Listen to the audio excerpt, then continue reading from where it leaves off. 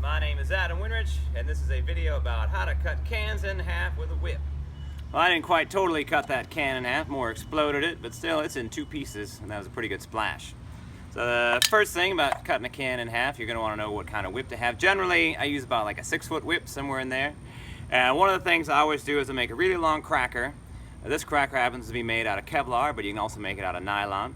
I make it really long, and then I tie a bunch of knots into it, and then each knot kind of acts like its own little BB that helps rip through the can. Also, the longer cracker helps save the rest of your whip. Now, this is kind of a beat-up nylon whip, so I'm not too worried about ruining it, but if you have a nice leather whip you are using for this, the long cracker will help save your leather fall and the rest of the whip.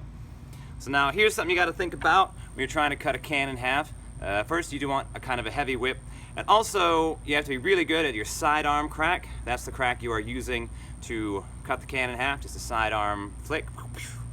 And something else to know is that when a whip rolls out and cracks, some people might think that the whip, it rolls out in a hairpin motion. That's what it does.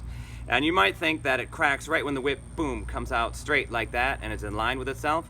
But I have seen a super slow motion of a whip crack happening, and the whip crack actually happens, boom, like right there, right before the whip comes around the curve. That's when the crack starts. So that is when the whip has its most power. So basically, you need to be able to aim that crack, have it roll in, and hit the can either right before the whip cracks or right when the whip cracks. If you hit the can after the whip cracks, you're just gonna knock the can over.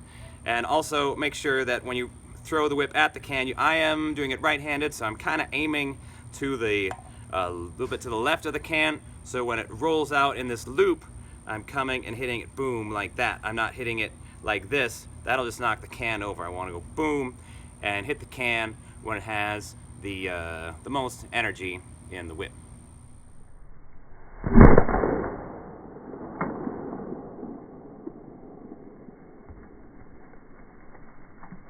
So I just busted up a ton of cans, but I wanted to be able to show you something that happens every now and then with a can cut that's super cool, and it is something called the perfect cut.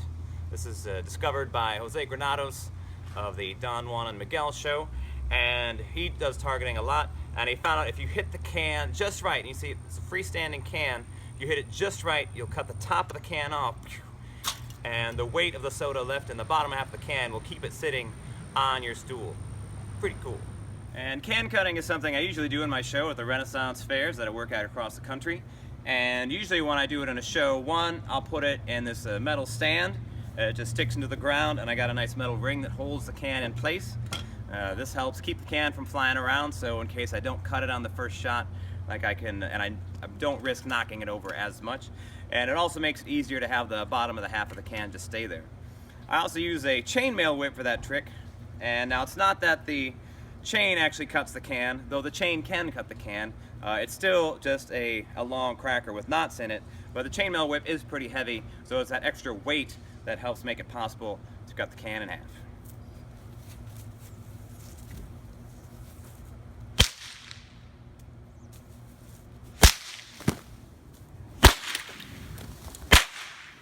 My name is Adam Winrich. Thanks for watching, and don't forget to recycle your cans.